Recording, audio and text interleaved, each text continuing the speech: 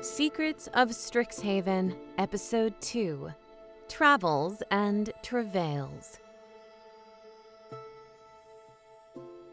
Pay close attention to the sounds of your surroundings.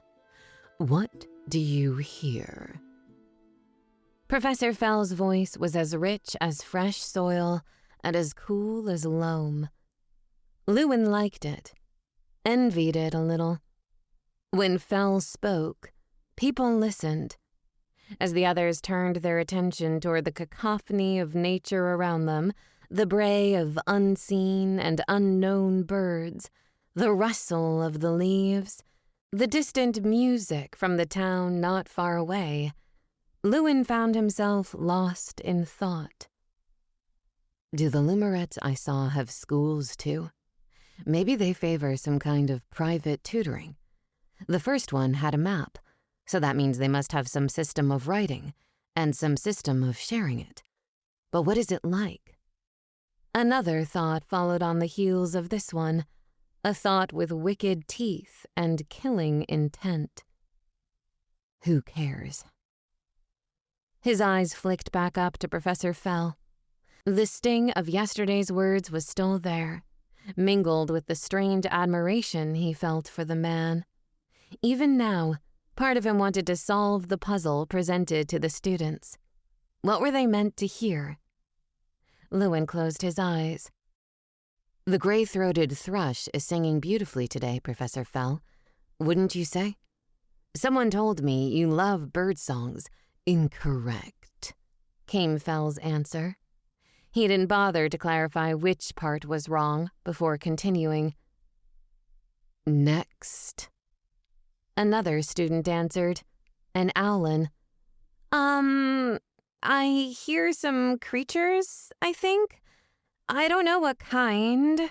Then don't bother, said Fel. I was told this was a promising crop of students. Why, then, am I faced with dregs who cannot answer a simple question? Luen's throat went tight. I want to give the right answer, he thought. Somehow, even with the sight of Fel's displeasure burned onto the back of his eyelids, he wanted it. Maybe then people would respect him. All right, he told himself. I won't focus on the talking.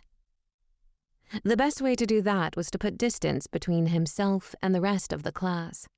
Their voices were distracting enough. In the hush, he heard Evarin, one of the other elves, whisper to a friend. Look at that. Our little lost goat is wandering off again. Do you think he's looking for somewhere to graze? Luen gritted his teeth. He left out the worst parts of what the others had said to him, about him, when he was writing to his friends. For the best, he told himself. If Kirill heard what was going on, they'd come speeding right over. Grazing. Yeah, right. Luen had spent all of his life before coming to Strixhaven as a hunter. He was beginning to think it was best to show Evarin just what that meant. The elves of Arcavios were softer than the youngest of his clanmates. What would one of his real kind do if they found a blemish on Evarin, an imperfection? Luen smirked at the thought.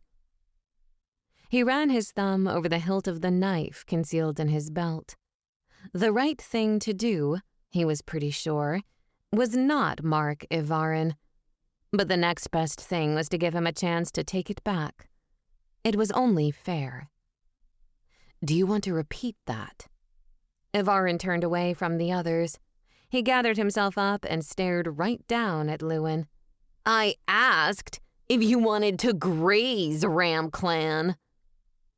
Let no one say that Luen had not offered him a chance. In one rough, sharp movement, Luen bashed his horns against Evarin's chest to knock him off balance. He dragged the knife across Evarin's chest. Blood welled up in its wake, trailing down and soiling his clothes. Luen shoved him to the ground. I don't graze. I reap. Ivarin's scream set the birds around them aflight. Luen didn't want to admit how much pride it brought him. As the other elves looked at him in horror, he wondered if they would, at last, recognize his strength. But they did not. No, they called for Fel instead. Soon everyone was calling for the professor. He was there before Luen could even find his footing, a presence that sprang forth like an arrow from the dark. Something pinned the back of Lewin's coat to the base of a tree. When he looked up at it, he saw that it was a thorn, a massive, hand-sized thorn. Cultures across the multiverse may disagree on many things, none of which excuse what you've just done, said Fel. His eyes had gone hard, and he studied Luen for only a moment further before turning toward the others. Call for a healer. Ivarin will need care. Why does he get care? Luen snapped. He couldn't stop himself from that either.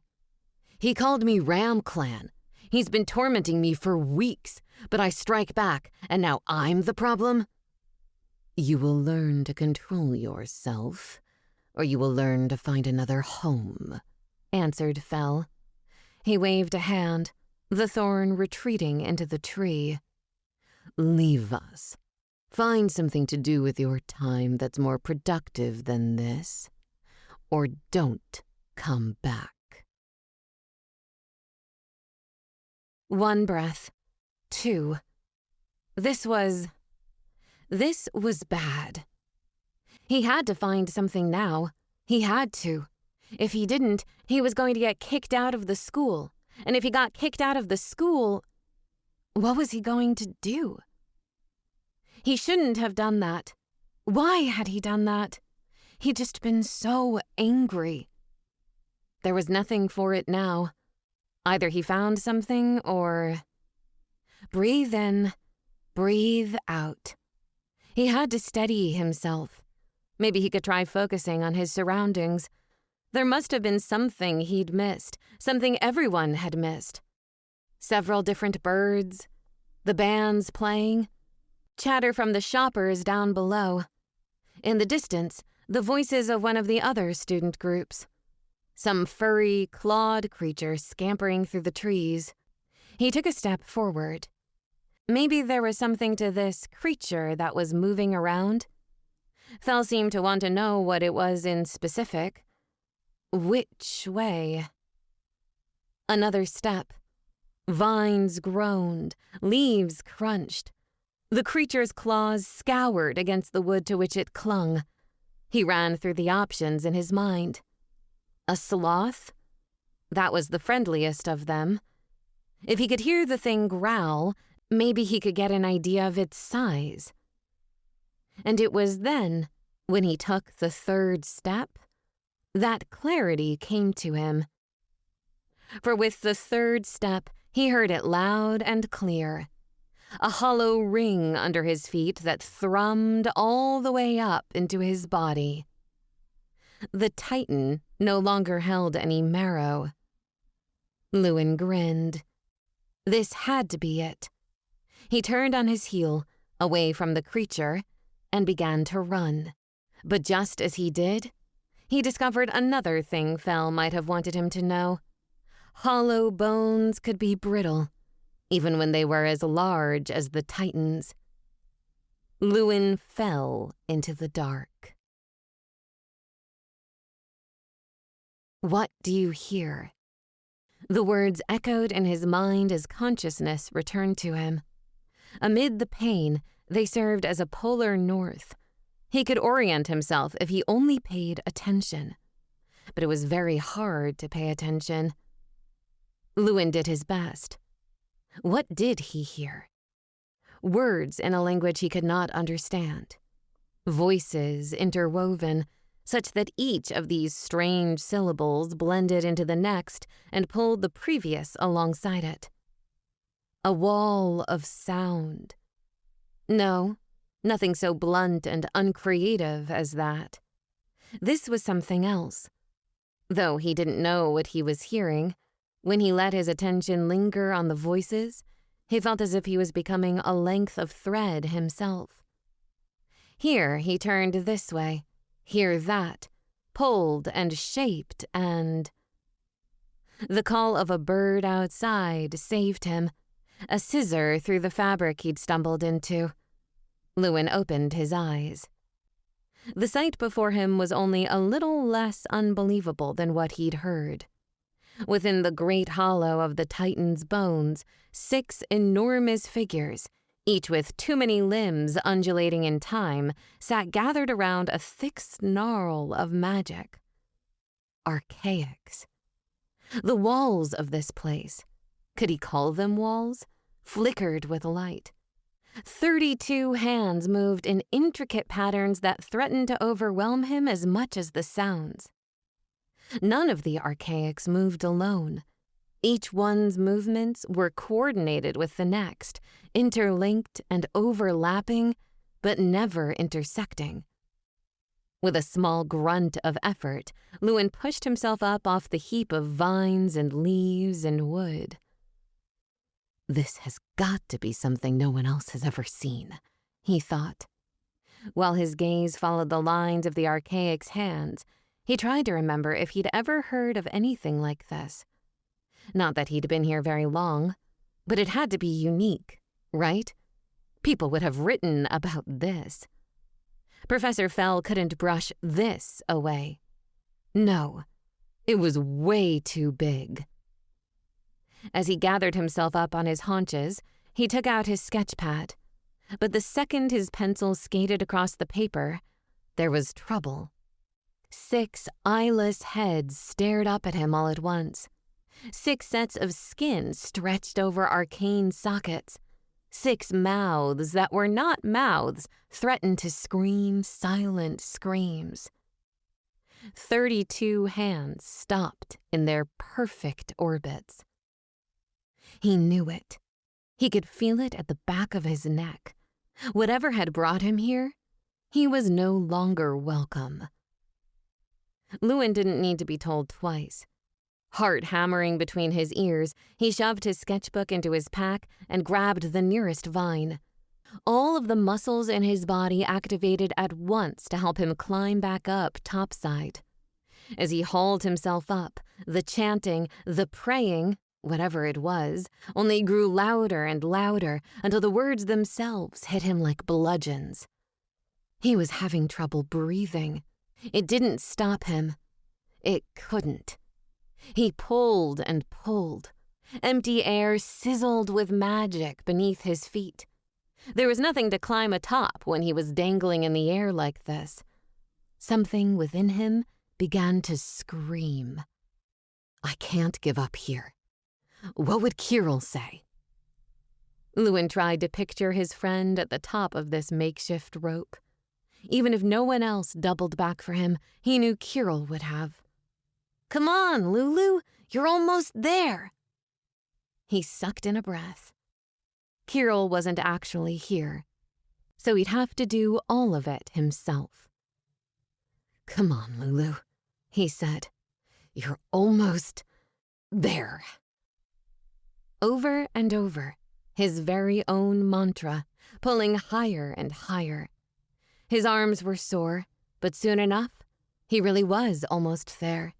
And when he finally hauled himself up onto the edge, he was grinning. Thanks, buddy.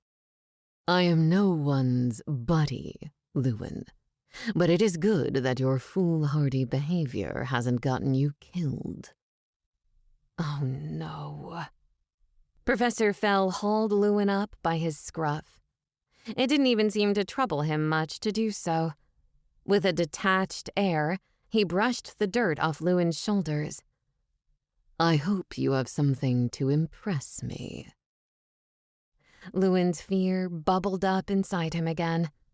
When he blinked, he saw the faces of the archaics overlaid on Fel's. The eyeless eyes, the mouthless mouth. The echoes of the strange chant he'd heard became Fel's words. Don't waste my time.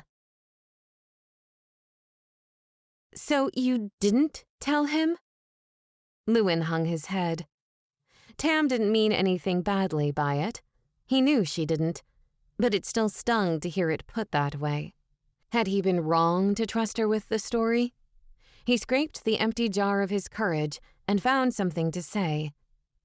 I don't know. I got scared.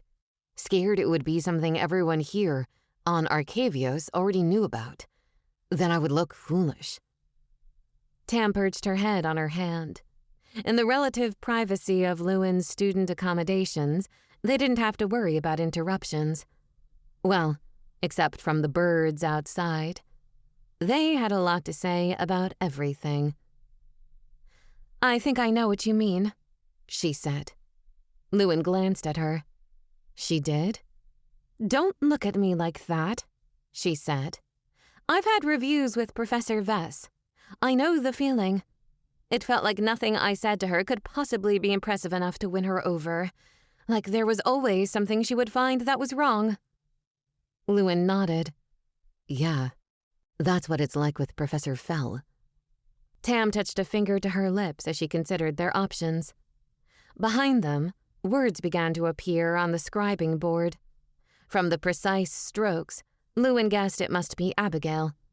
He stood to get a look at the words while Tam had her think. Friends and companions. I'm so sorry to hear of your troubles, and I'm sorrier to say that I had some of my own. There was a bit of a translation error the other day. When I meant to say, and what I did sign, was a polite request for one person to speak at a time, and it turned out that some Arcavian signs resemble rude gestures to Kamigawans. It took all day to sort out the misunderstanding.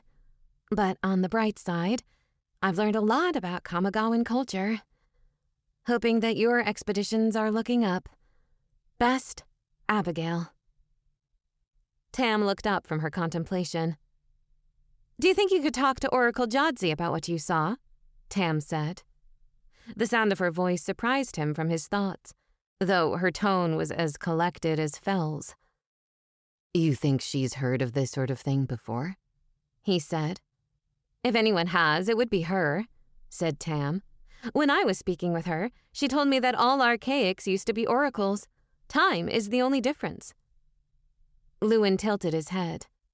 He'd done what reading he could to try and catch up to the others, but there was only so much you could do when you were from a completely different plane. Do you mean Oracle Jodzi will become one of them someday? Tam shrugged. From certain points of view, she already is. Water, ice, and vapor are all the same thing existing in different forms. Oracles and archaics are similar.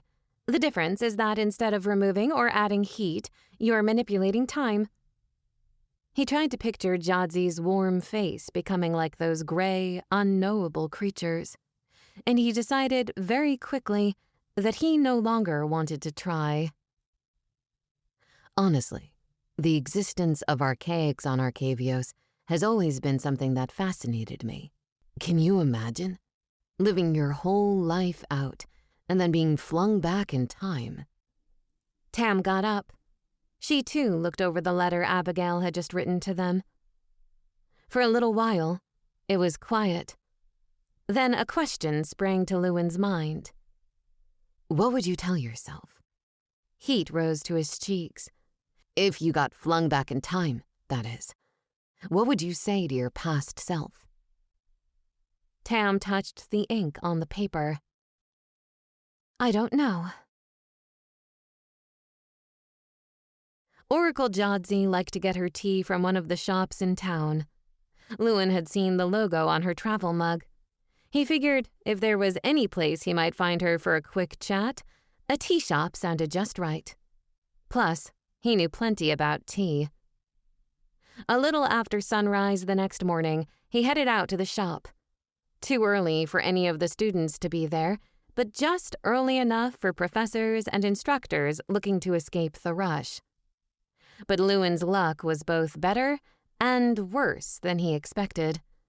As he left his room and stepped out onto the landing, he heard Jodzi's bright voice warn low, and Fel's voice threatening to boil. Who are you to tell me what I can and cannot do? Said Fel. Let's not waste time answering that one. You already know who I am, and you already know how wrong it is to use students for your little scheme. Luen pressed himself against the threshold. Something in him braced for the fire of Fel's reply. They couldn't see him, could they? Queen's dreams, he hoped so. That you would stoop so low as to call it a scheme, Fel said. Glass shattered. What could possibly be more important to me than this? You ask me to cast aside the very blood that runs through my veins. You ask me to forsake the seraphic brightness I reach for every moment of my accursed life. No, no. I swore an oath of devotion, Jadzi, a sacred bond that transcends life and death. Call it selfish, if that is what you think of it, but never name it a scheme. A silence fell across the air. Every blade of grass and every branch was wrapped with attention. Luen could feel them trembling in time with Fel's words. Have you come simply to exercise authority over that which you do not understand, or do you have something worth saying? How could he speak to Jadzi like that? Still, whatever he'd been talking about earlier felt personal. A thing not meant for everyone's ears. Certainly not an errant student. Luen wasn't sure whether he wanted to melt away into the gloaming or if he wanted to hold this secret precious as fresh dew. The fear won out again. Even if he wanted to move, he couldn't. Oh, here we go, Delian, Professor Fel. Fine, if the title is so important to you, came Jadzi's answer, exhausted but not unsympathetic. Look, no one is questioning your devotion or your expertise. Just remember, you aren't the only person in the world. You'd think for one of you planeswalkers that would be easy to remember. Arcavios is fortunate enough to have externalized examples of the future in the archaics, and all over the plane they've been acting strangely. Doesn't that frighten you? Another pause. Lewin's heartbeat was almost painful within his chest. He hadn't been seeing things then.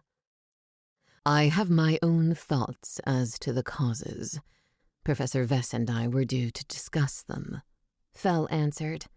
The fire was seeping out of him. Jadzi winced. About that. You're going to need to reschedule. What do you mean? Unless you have some secret means of speaking with her you haven't revealed to me yet.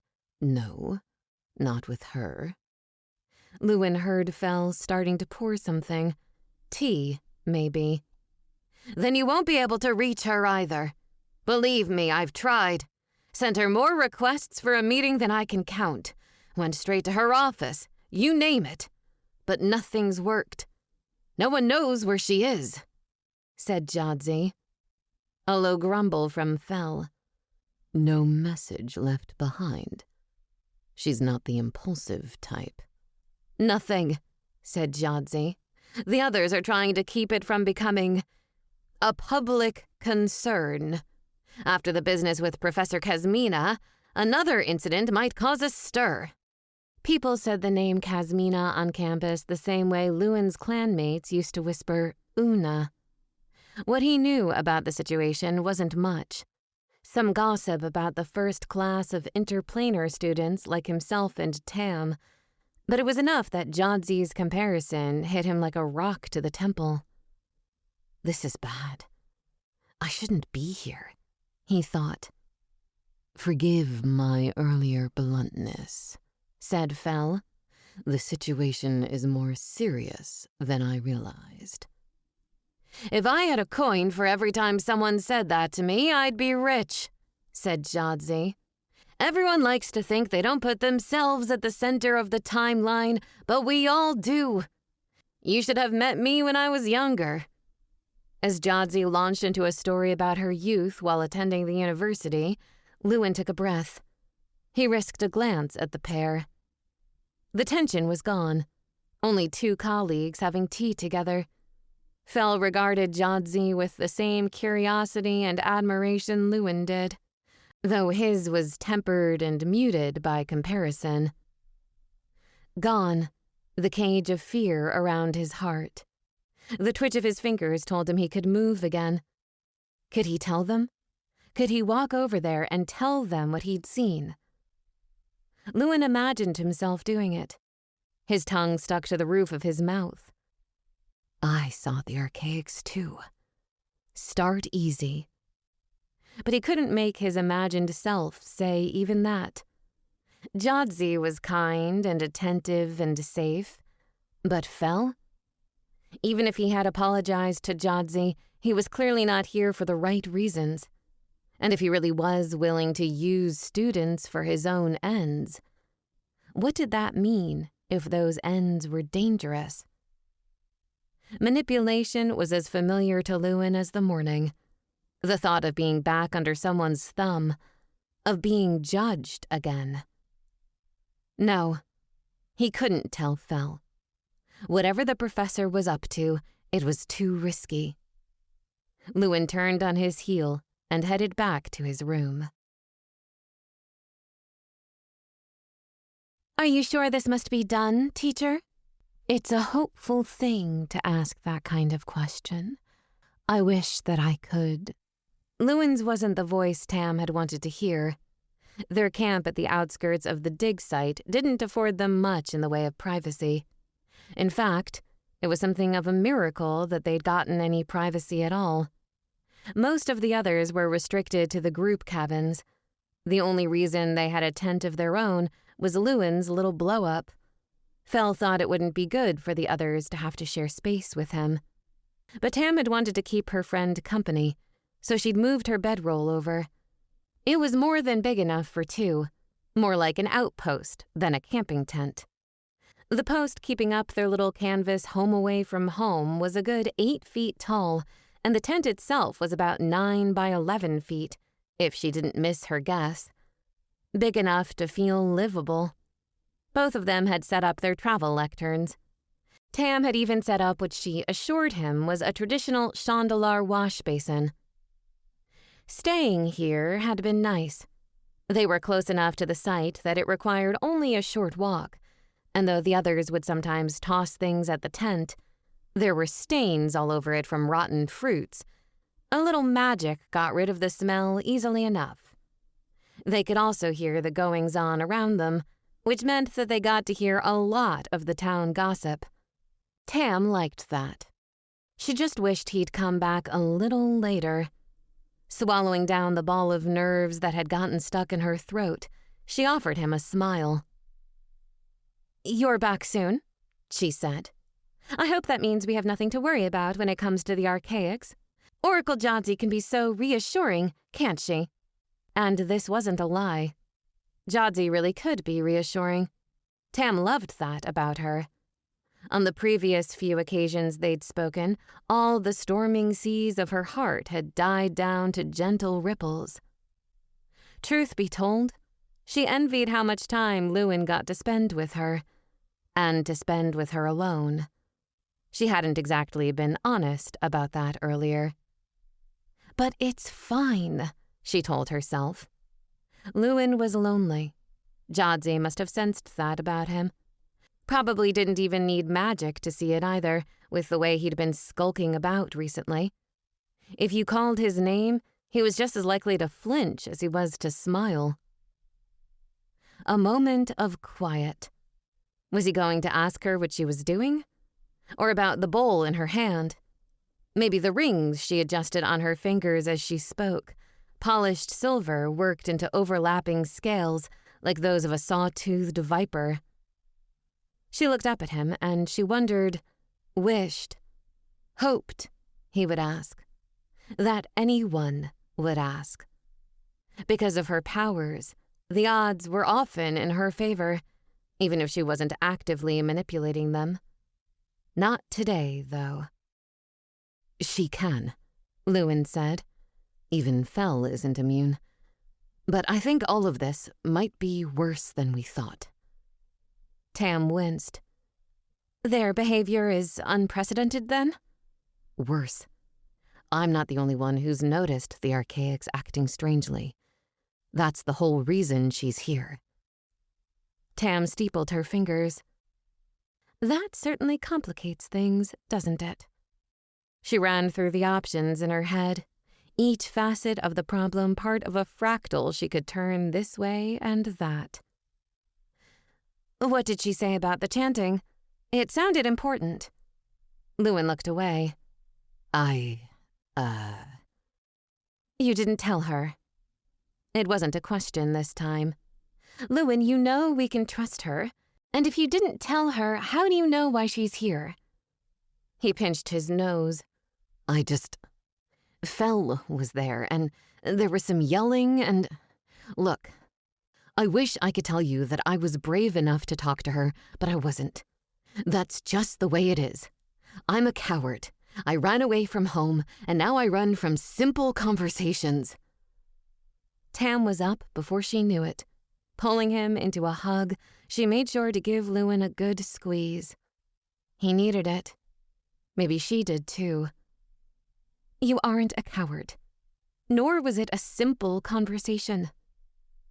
He leaned his head against her shoulder.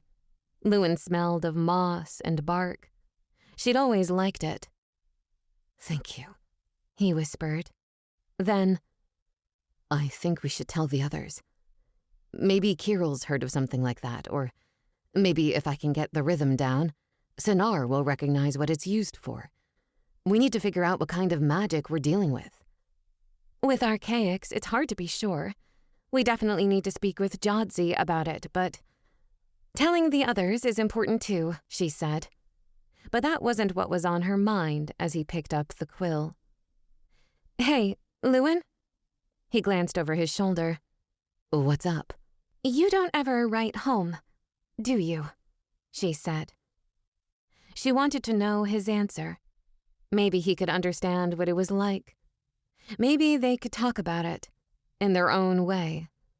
The isolation, the obvious differences, that feeling of not knowing where to put your foot for the next step. But before he could answer, the ground shook.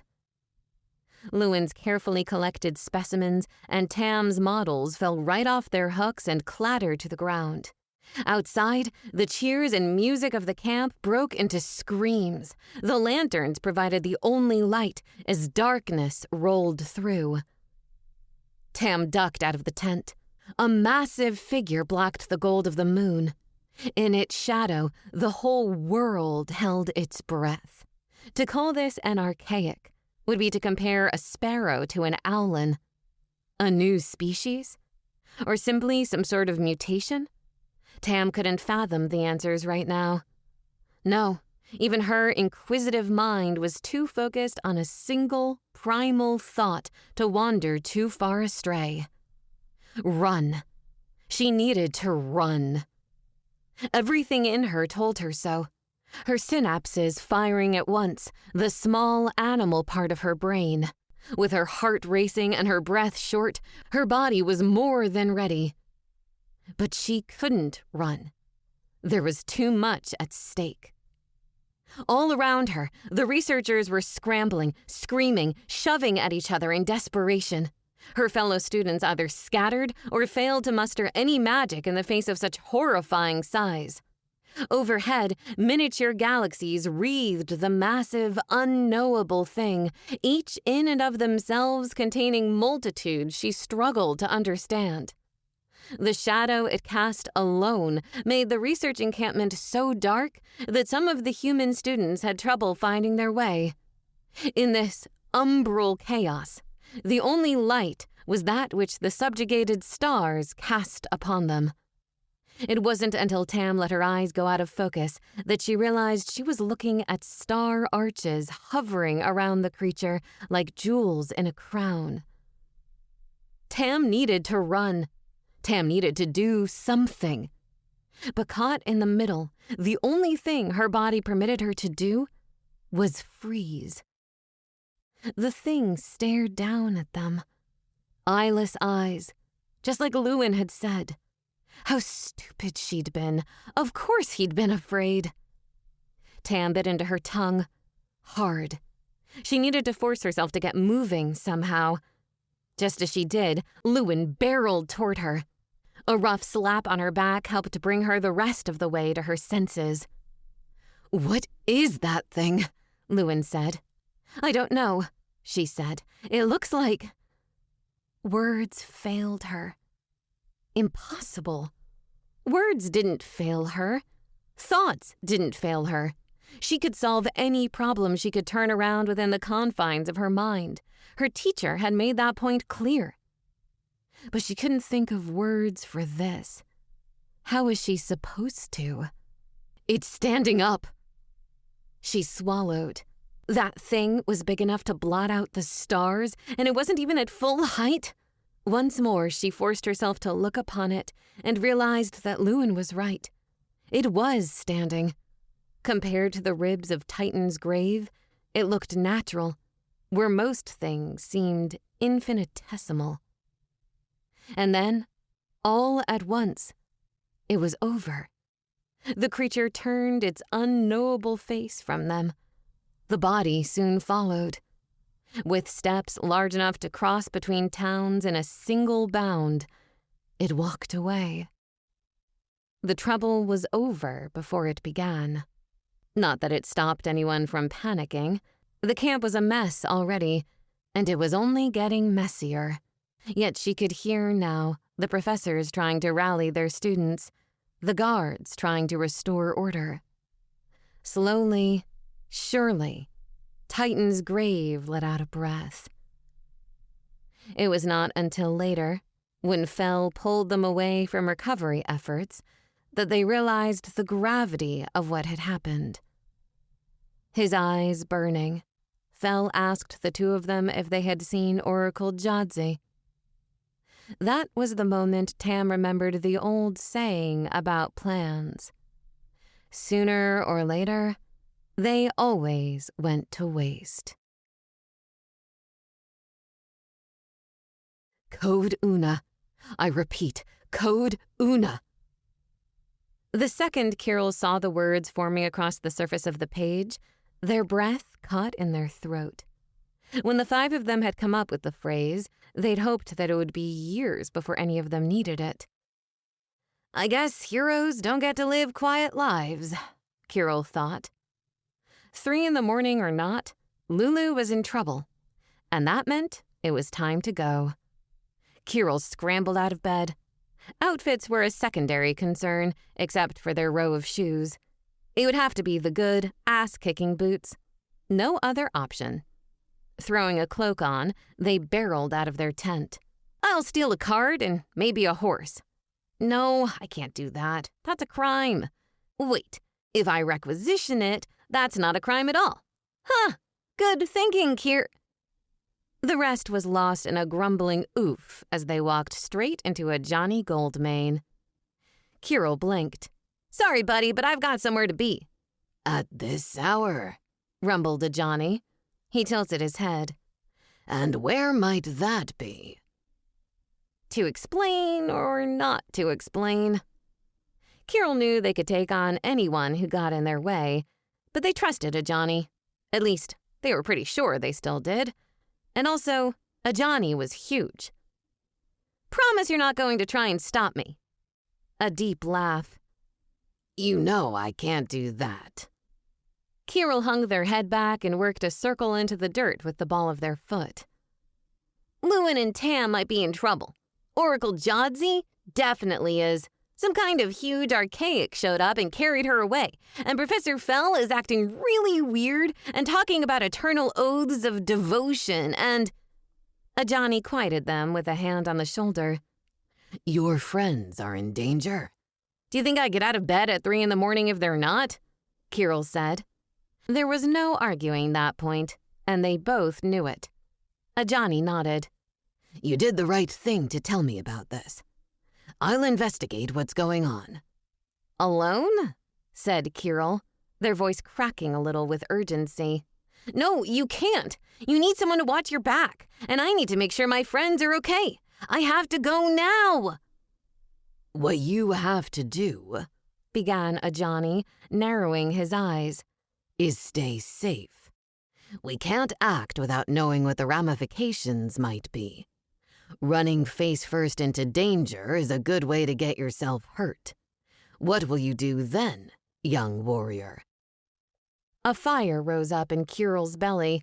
Despite the height difference, they squared their shoulders and stared back at Ajani. I'll win!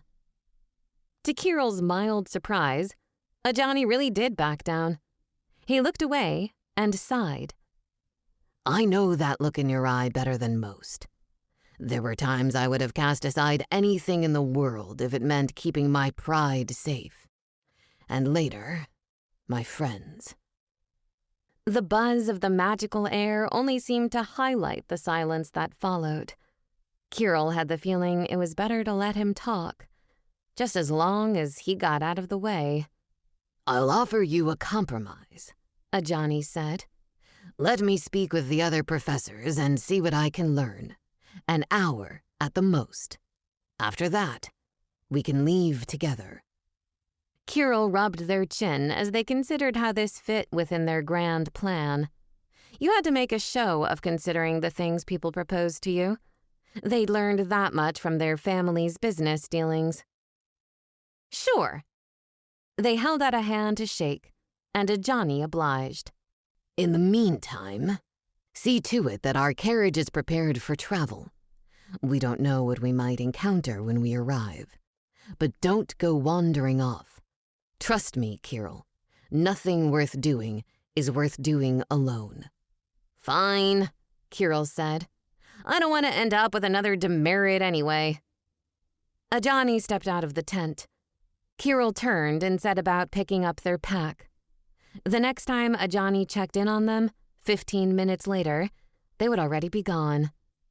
From atop a requisitioned horse, Kirill grinned back at the camp.